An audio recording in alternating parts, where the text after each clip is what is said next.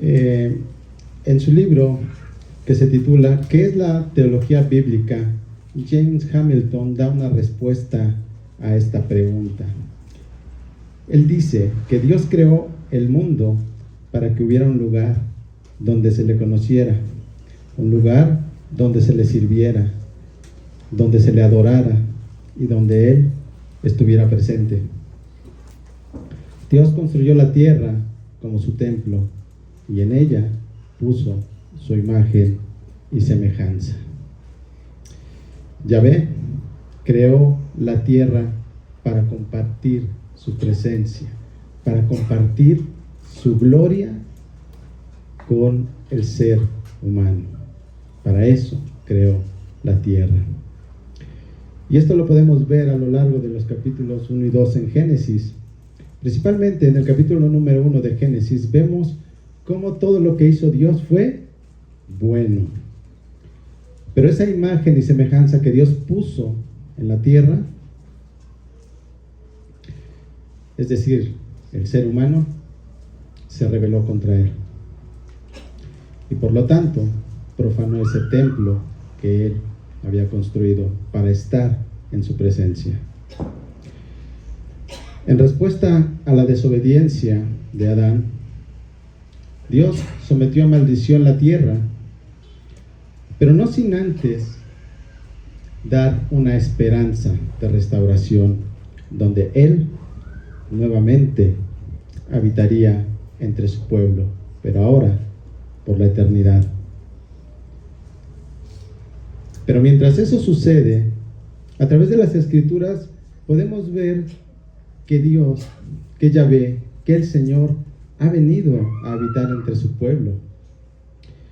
Primero le pidió a Moisés que construyera el tabernáculo, que me hagan un santuario para que yo habite entre ellos. Éxodo 25:8. Posteriormente, Salomón construye el primer templo, ahí en Jerusalén. Y en Primera de Reyes, capítulo 9, versículo 3, el Señor le dice lo siguiente a Salomón: he oído tu oración y tu súplica que has hecho delante de mí. He consagrado esta casa que has edificado, poniendo allí mi nombre para siempre. En ella estarán mis ojos y mi corazón perpetuamente. Después, en lo que podemos considerar sin lugar a duda la muestra de amor y humildad más grande que pueda existir, Dios mismo vino a ser parte de la historia de la humanidad. Y el Verbo se hizo carne y habitó entre nosotros, y vimos su gloria, gloria como del unigénito del Padre, lleno de gracia y de verdad. Es así como Dios se ha hecho presente a la humanidad. Y así como en aquellas ocasiones Dios estuvo entre su pueblo, hoy en día también lo está, aunque de una manera diferente. ¿Por qué? Porque ahora su pueblo no se limita solamente, como en aquel entonces, al pueblo judío, sino que ahora su pueblo es de toda tribu, lengua y nación. Y su presencia no se limita a un lugar específico, como en aquellos tiempos, en el templo o en el tabernáculo. No se limita a su presencia. Él está entre su pueblo. Y es precisamente lo que hablaremos el día de hoy. Por favor, acompáñenme a 1 Corintios, capítulo 3, versículos 16 al 23.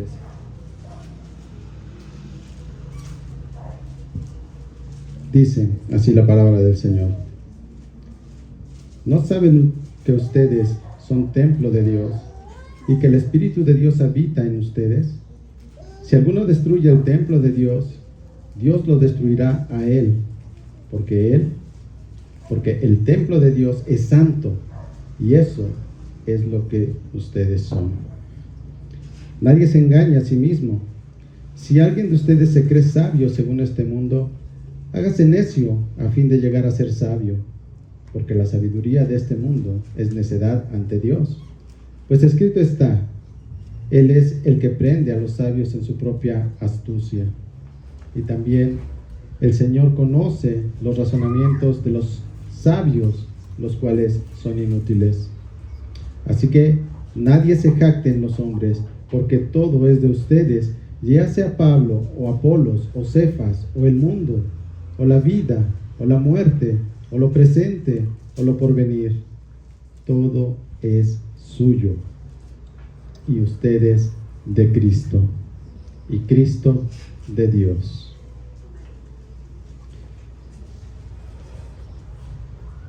En estos versículos vemos que el apóstol Pablo empieza a hablar acerca de un templo. El apóstol ha afirmado en estos versículos, después de habernos dicho en los pasajes anteriores, que ellos, los corintios, son el edificio de Dios. Ahora nos lleva a esta nueva analogía. En aquel entonces veíamos que ese edificio tenía un único fundamento. ¿Cuál era el fundamento? Cristo. No había otro fundamento. Pablo inicia haciendo en el versículo número 16 una pregunta retórica. ¿No saben que ustedes son templo de Dios y que el Espíritu de Dios habita en ustedes? Nosotros sabemos que en cada verdadero creyente habita el Espíritu Santo. Pero Pablo no se está refiriendo en esta pregunta específicamente a cada creyente, porque ¿qué dice el versículo? Ustedes son templo de Dios. No dice ustedes son templos de Dios. ¿Qué quiere decir esto? Que todos en su conjunto ahí en la iglesia de Corinto son el templo de Dios. Es decir, Pablo les está mostrando a los corintios que la iglesia es el templo de Dios. ¿Qué es aquello que hace a la iglesia el templo de Dios? Bueno, el Espíritu Santo. ¿Ok? Es el Espíritu Santo que en aquel entonces moraba en la iglesia de Corinto y que hoy mora en cada uno de nosotros. Así que, como en aquel momento la iglesia en Corinto era el templo de Dios, hoy Sendero de Vida Las Palmas es el templo de Dios, porque aquí habita el Espíritu Santo. Algo importante que hay que profundizar aquí en este pasaje es hacer hay una palabra, a la palabra a la que se refiere templo, este versículo, es la palabra griega naos. Cuando hablamos de templo, probablemente en nuestra mente venga lo que vemos en las Escrituras, el templo en su totalidad, pero no. La Reina Valera traduce esta palabra naos como santuario, y es lo que más cercano está del significado original. ¿Qué debemos entender por santuario? Bueno, es una parte dentro del templo. ¿Qué parte es esa? La parte que comprendía el lugar santo y el lugar santísimo. Es a lo que está haciendo referencia esta palabra. Este lugar es el lugar en el que se manifestaba de manera especial el Señor. Y ese es el lugar que para Dios es la iglesia, no es todo el templo. Es ese lugar especial en el que Él se manifestaba a su pueblo. Ese es el templo de Dios. Eso es lo que representa la iglesia. Entonces, una vez que tenemos más claro esto, podemos entender de mejor forma el siguiente versículo que nos dice: si alguno destruye el templo de Dios, Dios lo destruirá a él. Porque el templo de Dios es santo y eso es lo que ustedes son. La iglesia para Yahvé es algo sumamente importante. Es un cuerpo espiritual el cual no debe de ser profanado. Como hemos dicho, ¿por qué? Porque representa el lugar santo, el lugar santísimo. ¿Recuerdan qué sucedía a quien entraba de manera impura a esa parte del templo? Estamos viendo las consecuencias de ese pecado. Entonces, aquellos que profanaban el templo eran castigados severamente. Y aquí, en este versículo, vemos que se mantiene eso mismo. Esto no cambia, pues quien contamine la iglesia, quien daña a la iglesia, quien cause división en la iglesia, como ya hemos dicho y hemos visto, será destruido. El causar daño a la iglesia es un gran pecado delante de los ojos de Dios. Primeramente, ¿por qué? ¿Por qué hay iglesia? ¿Por qué hay iglesia? Por el sacrificio de Cristo en la cruz. Entonces, aquel que cause daño a la iglesia estará en una posición muy complicada delante de los ojos de Dios. Y posiblemente pensemos o venga a nuestra mente, porque también es cierto que es el lugar más visible. Al frente, en una iglesia, se ve o se puede ver más fácilmente cuando alguien está llevando a la iglesia por un camino equivocado. Pero en el contexto que vamos a ver, no siempre es así. ¿Por qué? Recordemos que la carta a los Corintios inicia diciendo que ¿quiénes son los que están generando divisiones? ¿Es Pablo? ¿Es Apolos? ¿O es Cefas? No, son quienes congregan en la iglesia. Entonces, lo que podemos ver es que el daño a la iglesia puede venir de cualquier miembro de la iglesia, ya sean los líderes o los congregantes. Nuevamente, si alguien destruye el templo de Dios, Dios los destruirá a él. ¿Pero a qué se refiere específicamente el apóstol Pablo con esta advertencia? Bueno, nuevamente, el contexto. Pablo escribió esta carta a los Corintios, dijimos, ¿por qué? Porque había divisiones, porque había discordia, había celos en esa iglesia. Y esta situación podría causar la destrucción de esa iglesia. Pablo estaba preocupado por eso, y es por eso que él envía la carta. No pierde tiempo, no puede ir, ¿y qué hace? Él envía esa carta. Pero ¿de qué manera puede destruir las personas? ¿Pueden destruir las personas la iglesia? Bueno, pues cuando hay discordia, cuando hay celos, cuando hay discusiones, cuando hay divisiones, aparece, o es síntoma de ¿qué? De amargura. La amargura ha hecho aparición en la iglesia. Y las consecuencias que traen es que el amor fraternal que hay en esa iglesia, que es el amor de Dios, empieza a menguar. También el lugar no es propicio, se empieza a volver en una atmósfera que no es apropiada para escuchar el mensaje. ¿Por qué? Porque ahora estamos enfocándonos en otras cosas, en ver qué sucede alrededor y no ver lo que se está hablando. La discordia, la división destruyen el amor fraternal, destruyen a la iglesia y por tanto destruyen el templo de Dios. ¿Por qué? Pues porque donde está el amor, ahí está Dios. Pero si el amor no está en una iglesia, Dios no está en esa iglesia. Cuando esto sucede, ese edificio espiritual al que hacía referencia en los versículos anteriores estará cada vez más cercano ¿a qué? A derrumbarse.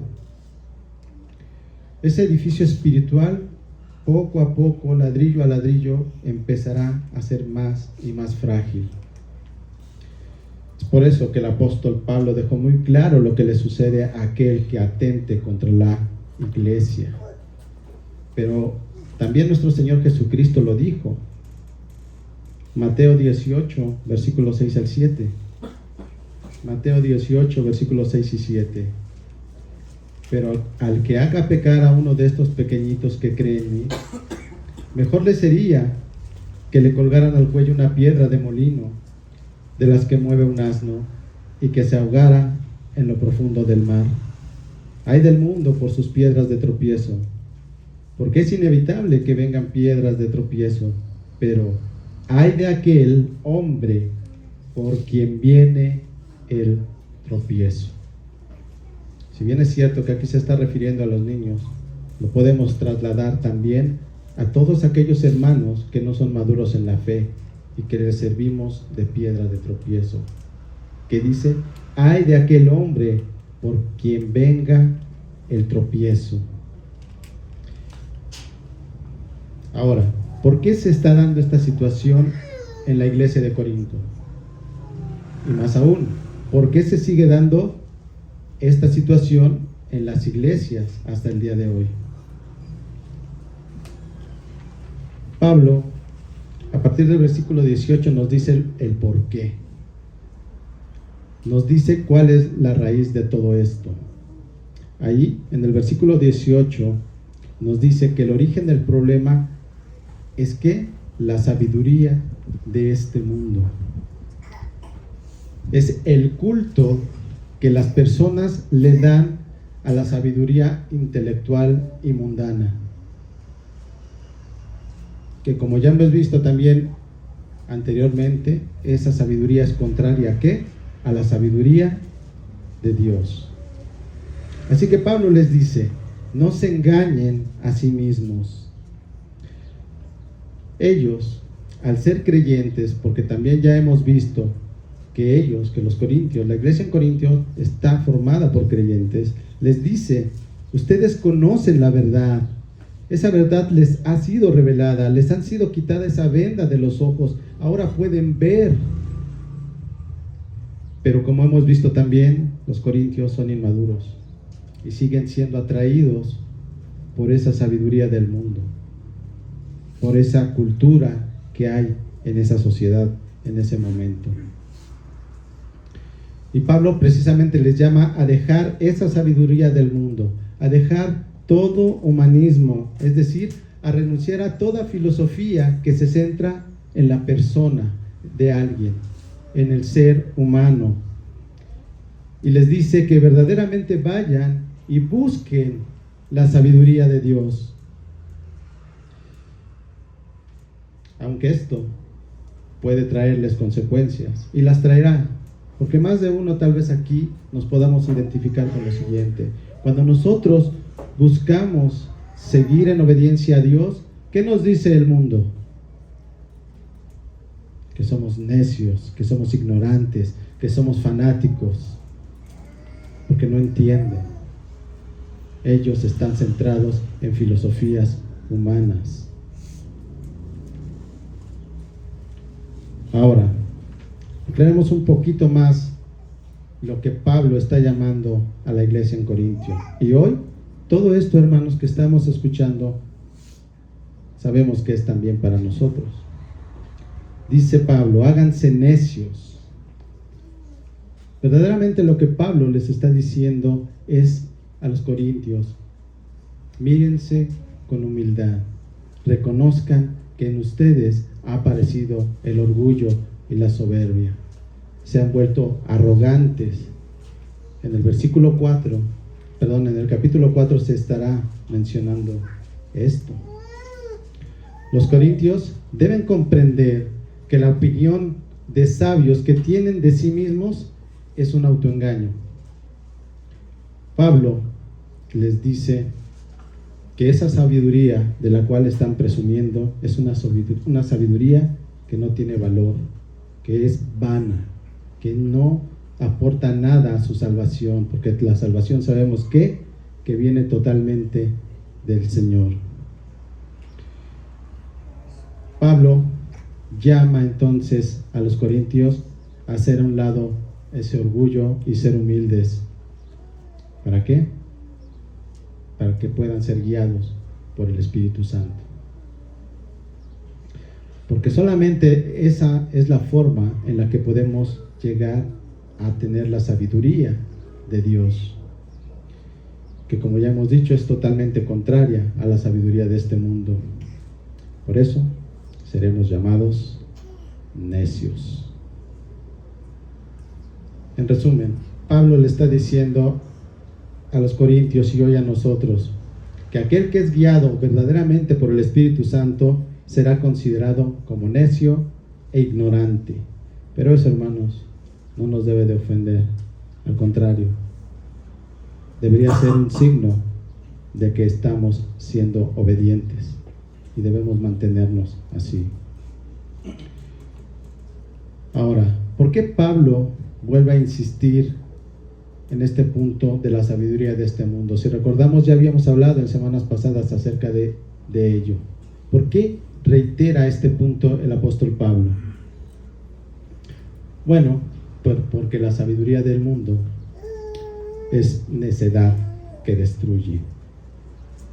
Como ya hemos mencionado, la sabiduría de este mundo trae consigo arrogancia, soberbia, y este es otro de los peligros para la iglesia.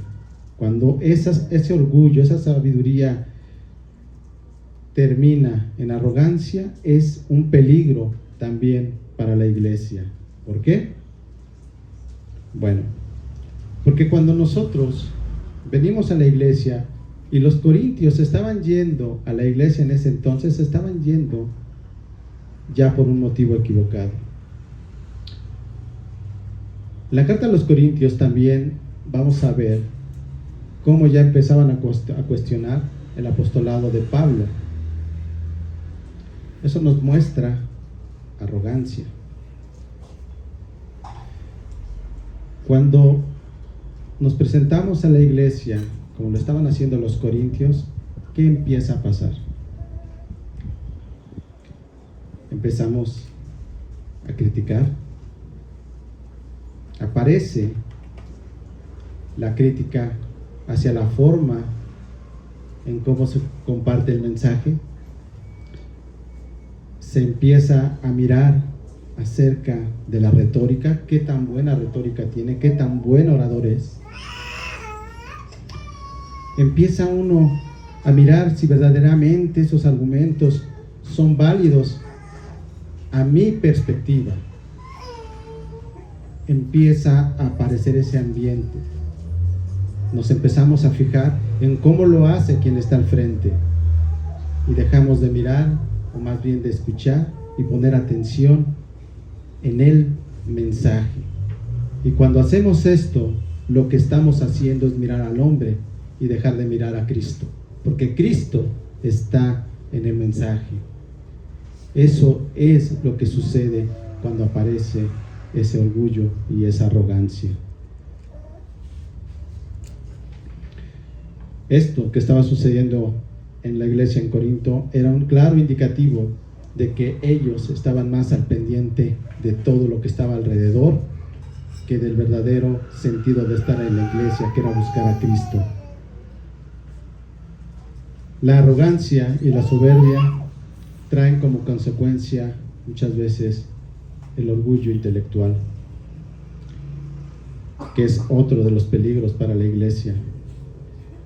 Cuando este orgullo intelectual se hace presente,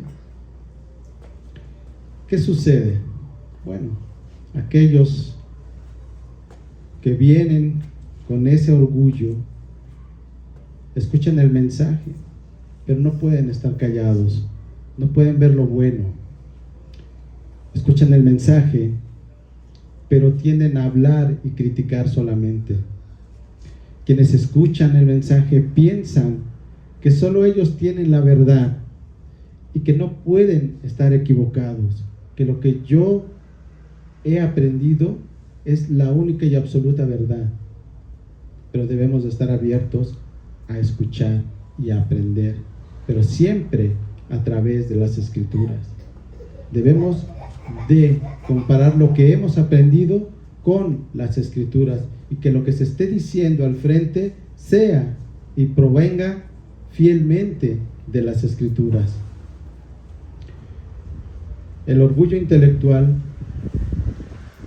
cuando aparece en alguien, le hace pensar que él es mejor que los demás. Empieza a mirar a los demás por encima del hombro, como decimos. Y lo que debería de hacer esa persona en lugar de eso es que ese conocimiento que tiene lo use para ayudar a los demás hermanos a crecer. El orgulloso intelectualmente dice que todos los demás están equivocados. Todo lo anterior tiende a separar a las personas más que unirlas. Y es por ello que Pablo llama en estos versículos a los corintios ¿a qué? A ser lo suficientemente humildes para ir a la iglesia. Y hoy a nosotros también nos llama a eso, a venir a la iglesia con esa humildad. Todos los que formamos parte de la iglesia debemos de venir con ese espíritu de humildad a aprender de Cristo, a aprender de la palabra. Porque como vamos a ver más adelante, todos somos solamente instrumentos de Dios.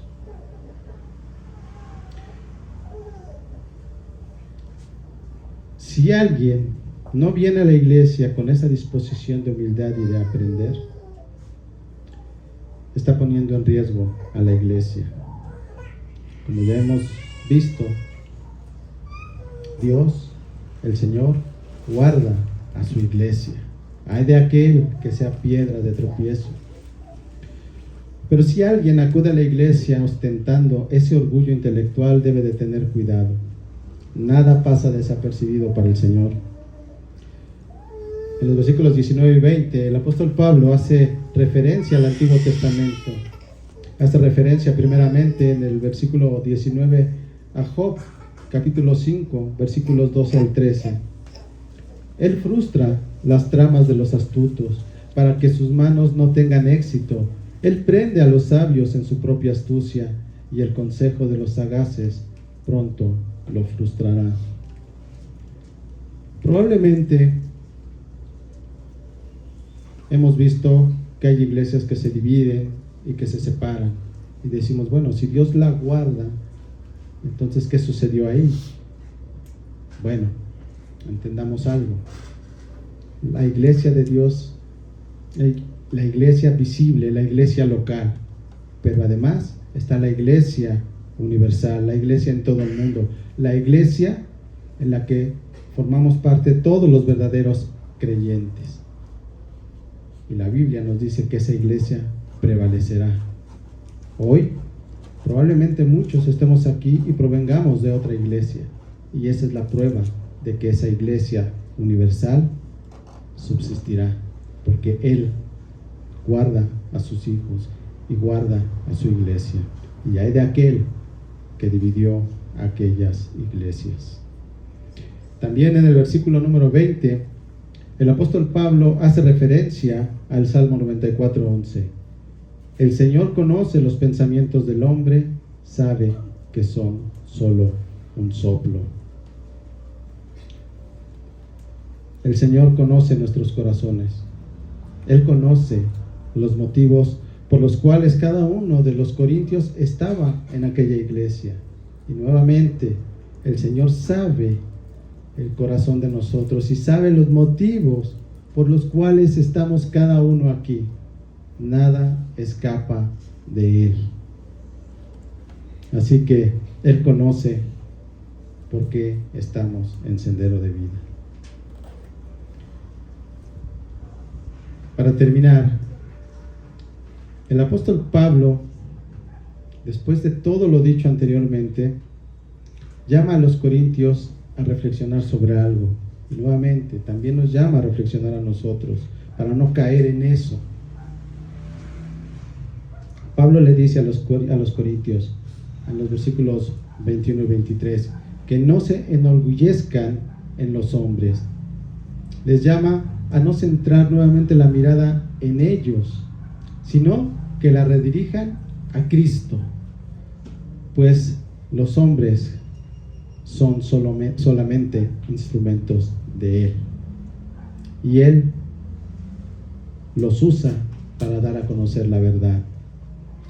Dios usa a los hombres, al ser humano, a su creación, para dar a conocer a Cristo y para proclamar a Cristo solamente. Los corintios deben de poner su mirada en Él, en Cristo. Pero aquí lo que están haciendo los corintios es desviarla hacia Pablo, hacia Cefas, Apolos. Y cuando hacen esto, ellos están rechazando esa posición de privilegio que el Señor les ha dado.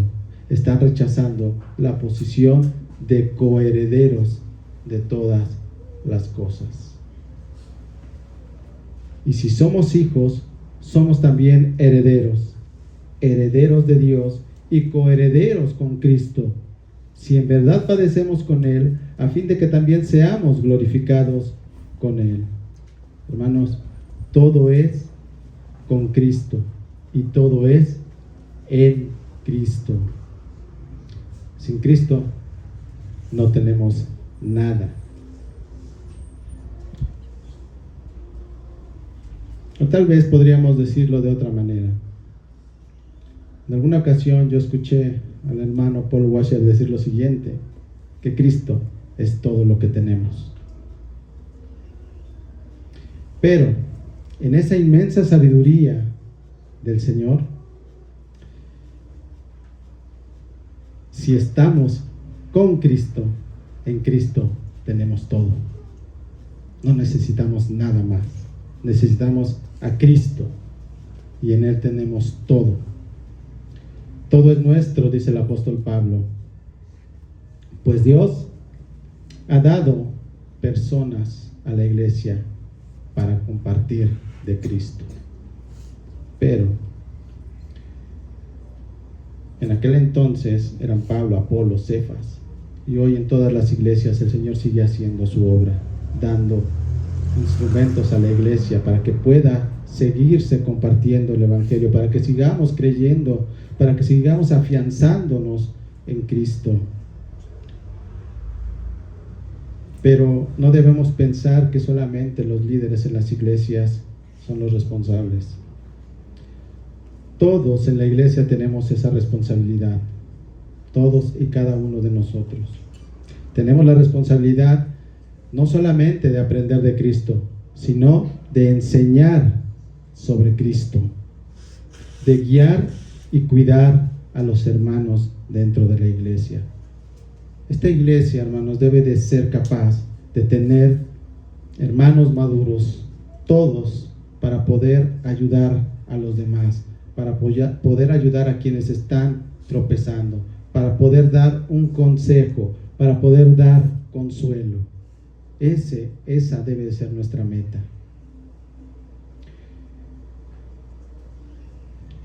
Gálatas capítulo 6 versículos 1 al 2.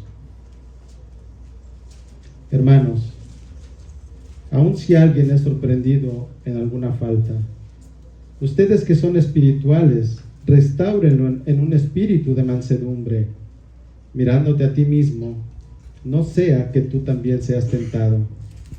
Lleven los unos las cargas de los otros y cumplan así la ley de Cristo.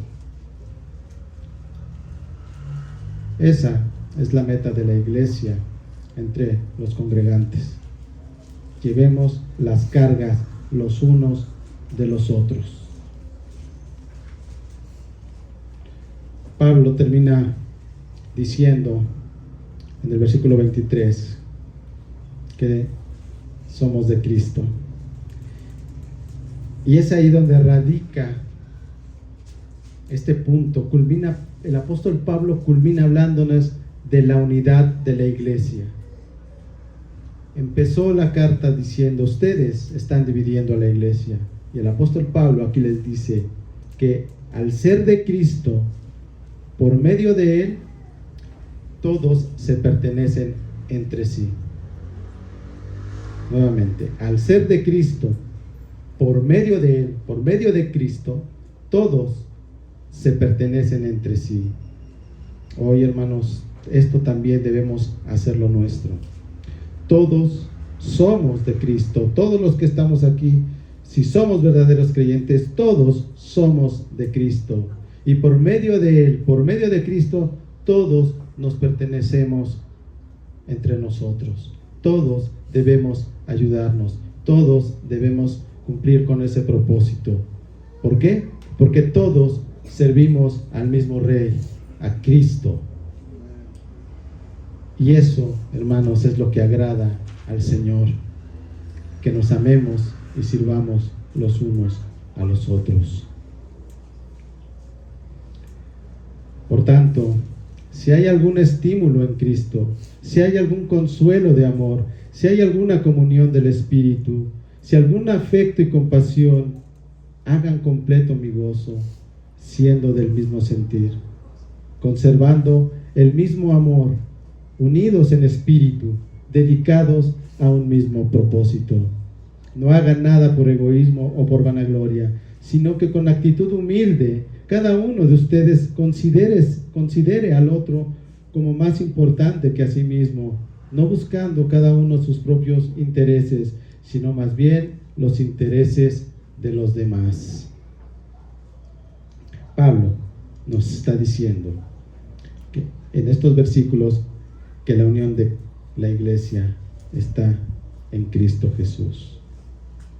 La unión que tenemos en Él, hermanos, es el único medio para que lleguemos a la presencia de Dios, a esa gloria que Él tiene reservada para nosotros, y que aquí en su iglesia podemos tener una pequeña probadita de esa gloria, porque Él nos hace sentir amados a través del amor que deposita en cada uno de nosotros y que podemos compartir como iglesia.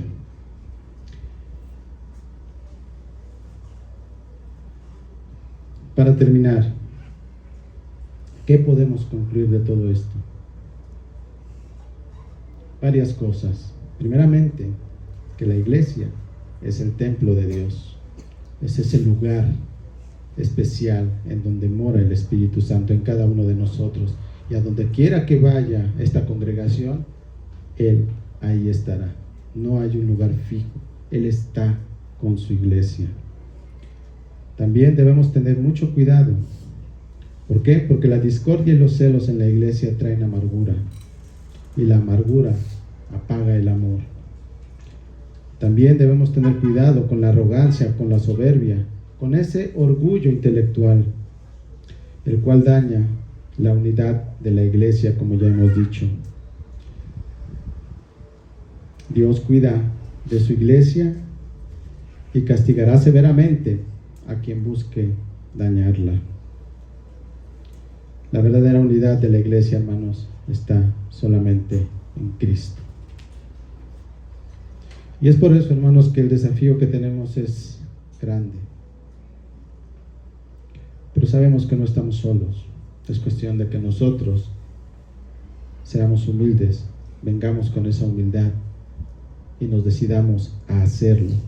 Decidamos a estar unidos como iglesia, estar dispuestos a aprender de Cristo, a buscar a Cristo y compartir de Cristo. Debemos de quitar nuestras miradas de los hombres y mirar solamente a Cristo. Debemos crecer espiritualmente. ¿Para qué? Para ayudar y guiar a los demás, aquellos que están empezando en la fe, aquellos que están teniendo tropiezos. El verdadero propósito, hermanos, es que verdaderamente vivamos como familia en Cristo. Eso es a lo que nos está llamando este pasaje el día de hoy. ¿Y cómo podemos hacer eso? Filipenses capítulo 2, versículos 5 al 8. Haya pues en ustedes esa actitud que hubo también en Cristo Jesús, el cual, aunque existía en forma de Dios, no consideró el ser igual a Dios como algo a que aferrarse, sino que se despojó a sí mismo, tomando forma de siervo, haciéndose semejante a los hombres, y hallándose en forma de hombre, se humilló él mismo, haciéndose obediente hasta la muerte y muerte de cruz. Solamente teniendo la humildad que tuvo Cristo para despojarse de su deidad, de su gloria, y venir a formar parte de la historia para servir, es como lograremos verdaderamente vivir como familia de Cristo, viéndonos igual, necesitados de Cristo. Todos somos necesitados de Él. Entonces, hermanos, ese es el desafío: vivir como verdadera familia de Cristo. ¿Quién verdaderamente quiere tomar ese desafío, hermanos? No los quiero comprometer, pero